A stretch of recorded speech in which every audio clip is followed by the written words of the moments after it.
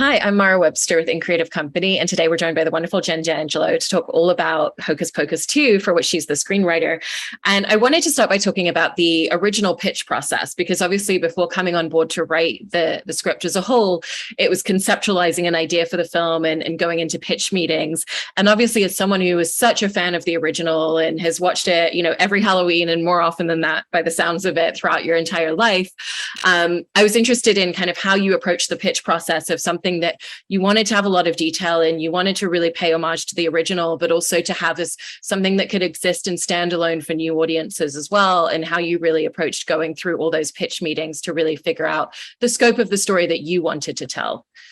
Yeah, I mean, it was, as you said, I'm a huge fan of Hocus Pocus. So it was so exciting to get the email to be like, do you want to talk to Disney about Hocus Pocus 2? And I could not respond fast enough. And I really just started from a place of like, yeah, who's this new main character? Because that seemed so exciting to me, of bringing the Sanderson sisters back and making them like the main antagonists in the movie. Because they are Hocus Pocus, like it's nothing without them. They're amazing. And just trying to think of like who would be a really interesting main character to play off of them. And so I started crafting the character of Becca, and she was really based on me kind of like growing up. I obviously was very into Halloween. I loved Hocus Pocus. There was like a crystal store in the suburbs where I grew up, and I would go there and just be like, oh my gosh, this like witch store. It's so cool. And I know that that's something that like still resonates with teens of today. Like, there's TikTok witches and like, it's still very much a popular thing. And so I thought that was like a really great way in to start with this like modern aspiring witch who just hangs out at this magic shop in her town and like loves crystals and tarot and all that stuff. And so it started from her, and then the idea of like building out a new coven and what that looks like, and a different type of sisterhood than blood sisterhood. And so that was sort of the impetus for that. Was where I started and built everything around that. And through that, you've really constructed a film that also looks at what does it mean to be interested in this or involved in this in different time periods. So we get to see that flashback in kind of the first section of the film of what it looked like for the Sanderson sisters. And then how does that have similarities or juxtaposed to Becca's experience in the modern world? And so how did you want to use those two different ideas of covens and sisterhood and friendship to really look at some of the parallels in how people respond, and then also some of the juxtapositions in the fact that things are a little bit different? The idea of a spider is very auspicious in the 1600s in a way that it's not now. Right. Yeah. I mean, I love like the prologue was also something that was one of the first ideas as well, because I just felt like you want to start it in the past. Like that time period is so innate to Hocus Pocus, and it's so fun to play with. And so, I loved the idea of using it to sort of learn more about the Sanderson sisters than we know from the first one. And then also, set up how they're different from our coven in the future. And, one of the things that I really love is that like, yes, the prologue, it sort of softens Winifred a little bit because we have empathy for her. We see that the town like really hates her and that she'll do anything to protect her sisters. But then at the same time, you also see that she's like violent and like that she's just like shoving people out of the way, that like she's still Winifred Sanderson. And like the first thing she wants to do when she gets powers is like, I'm going to go burn down this house with people in it. Like she's deliciously evil. Whereas, when Becca gets her powers, the first thing she wants to do is save her friend. And so I loved the idea of sort of exploring like that magic is not necessarily evil. Like it's about the person who's wielding it. And so that was like a really fun way to differentiate the two of them. And you're mentioning there some of the structure of the prologue, and it sounds like that was something that you had an idea for very early on, that was such an important part, and it is such a huge chunk of the story and how we're first coming into the film. And I've heard you kind of like speaking previously about really trying to figure out the structure and how you wanted to use that narratively to jump off the film. And so what were some of the elements that you found yourself kind of rewriting a little bit or trying to creatively problem solve as you were figuring out how deep are we going into the scope of this part of the story and making sure that it always connects to the present day once we get there? Yeah, I mean, it was interesting because the script evolved so much. Like I originally was hired in the beginning of 2019, I think like maybe March of 2019. And I did several drafts and was on set during production and was rewriting as we were shooting. And so it really evolved a lot. And the initial impetus, like my initial pitch for it was that it wasn't just the prologue, that we were sort of going back to the story throughout, going back to the past. And like, there are a couple different things, there are like different story points that sort of fell out as we move forward. And then we wound up, like condensing it all into a prologue, which was like an interesting puzzle to be like, how do we keep like the things that we really like about these other scenes and, preserve them in like much smaller real estate. Cause I originally, I remember being like slightly embarrassed because I was describing it as Mamma Mia 2. I was like, it's like the past and the present. It's like a prequel and a sequel. And people were like, yeah, that's also Godfather Part 2. And I was like, okay, well, I've just revealed like my personal film history preferred method, which is Mamma Mia 2 over Godfather 2, even though Godfather 2, great movie as well, but I love Mamma Mia 2. So yeah, it was interesting to kind of like maintain elements of what we really liked about it, but yeah, in smaller screen time. And also from a narrative structural point, when you first came on board to write this, Bet, Kathy, and Sarah Jessica were interested in the idea of reprising these roles, but they hadn't specifically signed on. And so part of that journey of getting them to sign on for the project was getting a great script in front of them. Once they were fully locked on board, did that change the narrative structure of like how much you really wanted to be able to like lean in, because they're throughout the entire film, aside from that prologue bit, and really, really utilized as characters. But there's also a chance that they could have potentially come on board just for a cameo situation as well. And so did you always have that structure for the sisters throughout, or did that change once they signed on fully? It kind of, changed. It did sort of happen like kind of around the same time, because I definitely, part of the structure of like wanting to go back to the 1600s throughout the film was partly, not knowing like how much we would be able to get them. The three of them are obviously extremely busy and like iconic women. So it was sort of always up in the air. And so that felt like a nice way to be able to have the Sanderson sisters throughout. And, but they might not necessarily be able to be there for the entire thing, or like, if they were only going to be able to come for a week or whatever.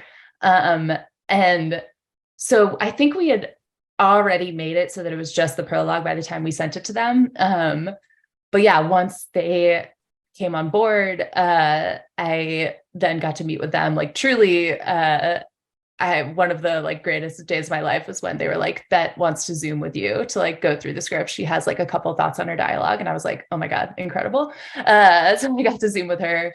And she had some ideas that she added in. And then Kathy also, there were like some lines from the original that she really wanted to say. So she wanted to add those in. And they all just really love these characters so much and they know them so well. And so it was really touching to see like how much ownership they feel over their characters and how much they love them just as much as everybody else does. It was really awesome. There's also such a specific balance to strike in writing characters like that, where, it is very much kind of leaning into the camp humor, the heightened elements of who these characters are, and yet also making sure it still feels connected to the audience, especially when there's that much screen time, so having that thing of Winifred being someone with an incredibly strong exterior, like you said, her first impetus when she's been wronged is to burn down a house with people in it. But at the same time, we see that vulnerability when it comes to her relationship with her sisters. And so so how did you want to approach writing these three characters in a way that really lent itself to the heightened elements, which is part of what people love about these characters, but still made sure that there was an emotional connectivity or an understanding of actions in what they're doing and why they're doing it? Yeah, I mean, honestly, there's an element of it that is, I mean, again, this is like my Mamma Mia 2 over Godfather 2. But there's an element of the Real Housewives franchise, which I love. And part of the reason that I love it is that I feel like, you know, as much as those shows like are produced and everyone is aware of like their brand and how they're coming across, they are also, you know, these really complicated women that I feel like we don't necessarily see characters like that in fiction. And so I feel like I love the Housewives shows because it's just like you see these women who are juggling like their ego and like who wants to be more famous and who's richer and like their jobs and their marriages and like all of this stuff. And I, you know, even though they're putting on this facade, you can see like sometimes that they're just these like really scared people who want to be loved. And I think that that's so interesting that at the core of every villain there is just like there is something there that doesn't necessarily redeem them but just sort of makes them like a more interesting layered person. And that to me was always at the core of Winifred, where it's just like, you know, if you want to be like young and beautiful and glamorous and just like have everyone look at you and love you, and like she's obviously also very sensitive and she is her feelings are very easily hurt. And so I'm like, that person wants to be loved. They just don't know how to do it. And so I really love the idea of just teasing that out a little bit and just keeping them still these larger than life characters. But yeah, finding that emotional core and just lacing that in more. One of the things that's really fun with the dynamic with the three of them as well is the fact that they are in essence their own worst enemies and their biggest foils. You know, totally. They're by themselves more than other people. So you take a moment where, you know, Sarah tells Becca, oh, we're going to bewitch them with song. And so then they are completely aware of that and escape. What was the fun in writing a lot of scenes like that and figuring out, is it going to be an external force that's going to shut down their attempt in this moment? Or is it actually going to be themselves talking themselves out of a situation because they're always so busy with that dynamic with one another that they are too focused to look outside of themselves? Totally. I mean, Adam Shankman, who he was an executive producer. At one point, he was the director, but then he had to jump off and we brought in the wonderful Anne Fletcher. But Adam Shankman, I feel like he was always talking about how like they are the Three Stooges, like they're just very silly, and which I totally agree with. And so, yeah, it was fun to just like keep in mind that they will get in their own way, especially Sarah, who just, I feel like is this, you know, basically big kid who just like kind of wants to have fun and like contribute. And so she's not necessarily scheming. And so, yeah, she'll have moments like that where she just tells the whole plan to the people that they're about to victimize so they can escape. I've also heard you describe the relationship between Winifred and the book as very much like she's treating Book like she would treat a pet, you know, even just the way that she calls for Book. And so how did that idea and that conceptualization in your head of, okay, this is a pet, that's where the connectivity comes from, inform the way that you wanted to make sure that that was an existing relationship and write it? Yeah, I mean, that book was another of like the first idea when I was crafting the pitch, because the original movie ends with Book's eye popping open. And so that to me felt like the most natural jumping off point of like, okay, what has Book been doing if he's been awake this whole time? And so I really loved, this is the one thing that it just sort of naturally had to fall out during production, but I always loved it so much. And I was so sad that we didn't get to shoot it. But it was just like a little montage of young Gilbert and Book, like when Gilbert first finds him and Book like keeps trying to sneak away because he's looking for Winifred and Gilbert has to be like, no, stay. And so then they kind of become friends sort of, and Book then like teaches Gilbert how to make a black-lung candle because he's just trying to get Winifred back. And I've just always, I have such a soft spot for like inanimate object characters or just like little weirdo characters. So it was so fun to make Book more of a character and give him an arc. And yeah, just treat them like a little pet.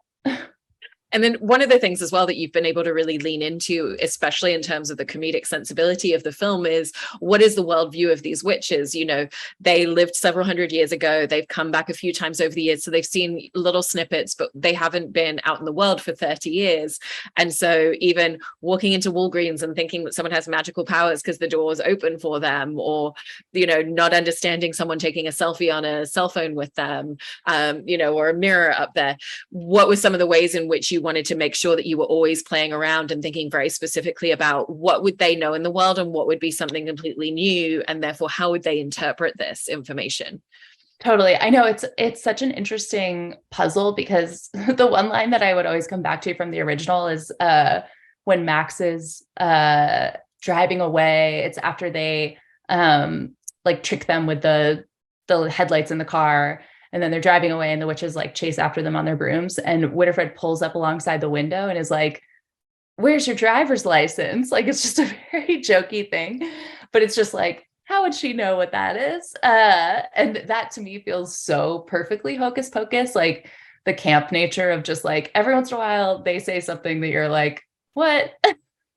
Like even them singing "I Put a Spell on You," there is like, when they walk into that party, there's a touch of you can hear that they're playing "I Put a Spell on You" over the speaker. So there's like an allusion to like, okay, they've heard the song, but it's still a little bit like, why would they know the lyrics to this? But I love that stuff. And so it was fun to try to figure out like, yeah, when do you want them to kind of be commenting and when do you want them to just sort of be along for the ride? And I think the selfie moment is sort of like the perfect encapsulation of it, where I just was always like, to me, the Sanderson sisters, like, yes, they'll be so confused. They would obviously have no idea like what that is and what a phone is. And they would be scared, but also they are these like wonderful, marvelous divas. And if like, they'll just have something innately in them that knows that they've got to look amazing for a camera. One of my favorite scenes as well, because it was so self-referential, was the moment where there's a costume contest and they don't even know that that's what's happening. But it really leans into that idea of the culture that's been created around Hocus Pocus, how the film has been received, even the fact that it lent into drag culture. I was literally just at a wedding this weekend where they had Hocus Pocus drag performers doing scenes from the first and the second movie. Oh my God. And what was the genesis of the idea of wanting to have a moment like that, that really it kind of paid homage to the way that audiences have received this film, and it has become such a part of pop culture over the years? Totally. I mean, it was exactly that it's just like, people love Hocus Pocus, and they love Hocus Pocus because they love the Sanderson sisters, like myself included. And yeah, I mean, also like, it was always really important to me to have drag queens in it, because I do feel like the original Hocus Pocus does feel like queer cinema. Like, it's just like, I feel like it's such a, I don't know, it's just so special. And I feel like it has really attracted like like a lot of love, just because people really identify with these women. And I think that's so special and powerful. And so, yeah, the costume contest was really just a nod to like how Hocus Pocus has been embraced by our world in the past 30 years, where people just love the Sanderson sisters and worship them and dress up like them. And yeah, it was just really fun to have them enter that costume contest by accident and get a glimpse of what they mean in the world of Hocus Pocus, the movie, in that version of Salem. I wanted to ask about the language in the script as well, because I imagine that's kind of a very underestimated element of how detailed that has to be in so many different ways, because you've got the very specific language of the way that the sisters speak, you know, against everyone in present day. And so how did you really want to utilize language as such a representation of character, even down to what is the language that I'm going to use for the spells that they're concocting? Yeah, I mean, the spells were really fun to write and also very scary because they have to be like little poems, and that feels like very it feels literary, so it feels like a step up. I'm like, oh no, like this one's really challenging, but it was very fun to, yeah, it felt like a little puzzle again, because you're sort of like figuring out the meter, figuring out the rhymes, and then also having to figure out like what would the old words be for what do we need the spell to be. And that also goes back to like Book as a character of just like, where is book from and how old is book and what would book know? And so that was really fun. And then it's also just so fun to write in like the Old English, like these and thys and thous. So yeah, it was very fun to play with both of those, with old language and present day language. And then almost in the opposite realm, in the way that you've written Becca and her friends, it also really acknowledges that element of when you're a teenager, there's so many emotions and feelings that you just don't really have the language or the kind of emotional intellect to express out loud. And so it comes out in these very different ways. And so in the opposite end of really leaning into language, how did you find the ways that you almost wanted to pull back from using dialogue, but find what would be the way that this would unleash itself if they're not talking about it, if they're not having this conversation? Because it still always comes to the surface somehow. Totally. And it's interesting, like I think about like that scene with Cassie and Becca when they're outside the principal's office, and like just in terms of specifically language, like trying to craft the thing where it's like, we think, like Becca thinks that Cassie is an enemy essentially now, like that she ditched them and, you know, just went off with her boyfriend and like the cool kids, for lack of a better term, and like just completely kicked them to the curb and doesn't care about them anymore. And so like that moment where Cassie is like, I can't believe you're still doing the birthday ceremony. Like we started that when we were like 5. Like Becca hears that as that's kid stuff. I'm still like, I can't swear. We're talking about Disney movie. But they're like, that's kid stuff. That's lame. I'm better than that now. But Cassie is saying it from a place of like, that's our thing. Like, how could you do that without me? And like, not even invite me. Like, that's just as much mine as yours. Like, we've been doing that forever. And I love that type of stuff, because that feels like the kind of thing that even now as an adult, I feel like you can struggle with in your relationships, where it's like somebody says something meaning it one way, but it's heard a different way. Like, I remember like a friend of mine was telling me like the biggest thing they took from couples therapy is like, if you're having an argument, like you listen to the person and then you're like, okay, what I've heard from you is this, so that you make sure you're like hearing what they're intending to say rather than what you're kind of bringing to the conversation. And so that was definitely part of what Cassie and Becca were dealing with, and Izzy as well. Even though Izzy, I've always felt like was the one that just kind of like, Izzy to me is the Mary, who just wants to keep the peace and, you know, kind of like can see everything that's going on, but is like very loyal to Becca and doesn't want to like hurt Becca's feelings and will obviously take Becca's side. But is kind of like, I feel like you guys should just talk, and is always trying to make that happen. But yeah, that was fun to play with the language of that with them. And given how pivotal the moment in the film is where Becca discovers that she has powers, did you always have a sense early on of this is kind of structurally the point of the story where I feel like it should show up and this is what I want it to look like? Or did you have different iterations and ideas of what that was going to look like along the way? There was always different iterations. Yeah, we've explored, I feel like, so many avenues, because it was sort of like, yeah, do you see touches of it throughout and then there's the big reveal at the end? Do you not see touches of it throughout and then there's the big reveal? Or do you start off with her, like, is that one of the first things that happens and she is sort of figuring it out along the entire journey? So yeah, we went down many different roads with that. But it was always like very important to show that like she couldn't do magic alone, that it really was like she needed the belief in her, like she needed like Izzy's belief in her and then later Cassie's belief in her. Like she wasn't necessarily strong enough to discover the magic within herself by herself. And I think that that's also like a really powerful message just in terms of the power of friendship and how we can lift each other up and then we can make each other stronger, and that there's different types of strength and power, not just magic, because Izzy, who's not necessarily a witch, although she kind of becomes one with Becca, you know, she's the one that's able to like make Becca see her power. Well, you've done such a fantastic job in writing the film and in watching it. You can tell that it's someone who has such an affinity and such a love and affection for it that's created this. So congratulations on all the well-deserved success of the film. And thank you so much, Jen. Thank you so much. It was so great talking to you.